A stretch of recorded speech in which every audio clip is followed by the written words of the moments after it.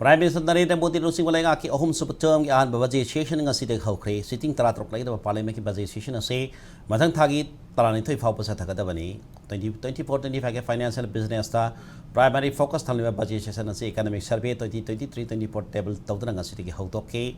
Indian budget 2024-25 Indian Finance Minister Nirmala na haying laiwa po nimita Lok Sabha ta puthokani loina namit ase maktada Union Territory Jammu and Kashmir 2024 ki budget su puthokani loina session ase ki manung sana disaster management amendment bill the boilers bill Bhartiya Bayuyan Vidyak coffee promotion and development bill amadi rubber promotion and development bill hariwa anawa bill tarak asisu nauna putholabi yai haina pathajanari